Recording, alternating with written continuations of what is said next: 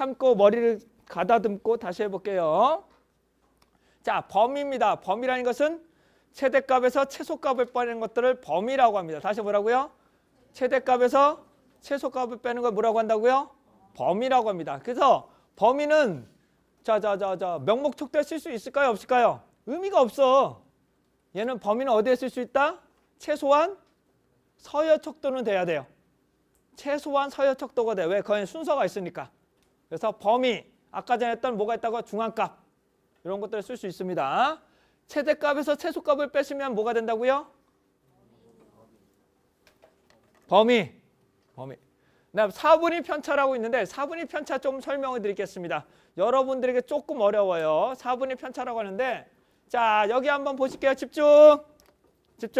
사분위 편차라는 게 뭐냐면 자료를 정렬합니다. 자료를 정렬하는데 0%부터 100%까지 정렬을 해요. 자, 가운데면 얘가 50%겠죠? 50%는 뭐예요? 중앙값 이해되세요? 자, 얘를 쪼개요. 반으로 쪼개. 25%죠? 얘를 쪼개요. 75%죠? 그쵸? 몇 등분을 하는 거예요? 4등분. 그래서 얘를 뭐라고 한다? 사분위수라고 한다. 이걸 뭐라고 한다고요? 사분위수라고 한다. 작업형에 문제 나와요. 사분위수 구하라고. 근데 얘는 클릭만 하면 나와. 뭐라고요? 클릭만 하면 나와.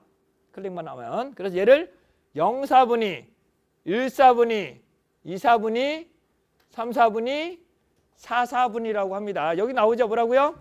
0사분위, 1사분위, 2사분위, 3사분위, 4사분위로 이렇게 나오는 거예요. 아시겠나요? 다시 보겠습니다. 그렇다면 범위는 4사분위에서 0사분위를 빼는 거죠? 다시요 뭐라고요? 범위는 뭐가 된다고요? 최대값에서 최소값을 빼는 거니까 4사분위에서 0사분위를 빼는 겁니다. 이해되시죠? 네. 그런데 4분위 편차라는 것은 뭐냐면 4분위간 범위 볼게요. 4분위간 범위라는 것은 3사분위에서 1사분위를 빼는 거예요. 다시요. 그냥 범위는 뭐가 되는 거예요? 4사분위에서 0사분위를 빼는 거고 4분위간 범위라는 뭐가 된다고요? 3사분위에서 1사분위를 빼는 거야. 그 다음에 4분위간 편차라는 것은 아까 말씀드린 4분위간, 즉 3사분위에서 1사분위를 빼고 나머지 2를 해버려요. 이걸 뭐라고 한다? 4분위간 편차, 4분위수 편차라고 합니다. 자, 천천히 해볼게요. 천천히. 다시요. 4분위수는 뭐라고 한다고요? 정렬을 해서 4등분을 해버리는 거예요. 자, 범위는 뭐가 돼요? 범위는 최대값에서 최소값을 빼는 거니까 4사분위에서 0사분위를 빼는 거예요. 0사분위를 빼는 거예요. 그러면 4분위간 범위는 뭐가 된다고요? 이게 아니니까 3사분위에서 1사분위를 빼요. 4분위간 편차는 뭐가 된다고요? 3사분위에서 1사분위를 빼고 나머지 2를 해버려요. 이걸 뭐라고 한다고요? 4분위 편차 혹은 4분위간 편차라고 합니다. 선생님 이거 왜 배워야 되냐고요? 작업형에서 문제가 나오거든요. 작업형 문제 나와. 뭐냐면 4분위수는 구할 수 있어. SPSS에서 4분위수는 구할 수가 있는데 4분위간 편차는 못 구해요. 그래서 여러분들 거기 값을 놓고 계산을 직접 하셔야 돼. 그게 맞히면 몇 점이다? 3점이다. 3점이다. 계산하는 거 안 한 거 천지 차이예요. 이해되시겠죠? 자, 4분위간 범위. 근데 4분위간 범위를 잘 안 씁니다. 4분위간 범위를 왜 안 쓰냐면 25% 버리는 거잖아. 50%를 버려버리고 계산하는 거야. 그러니까 좀 리스크가 좀 크죠. 이거 그래서 얘를 잘 안 써요.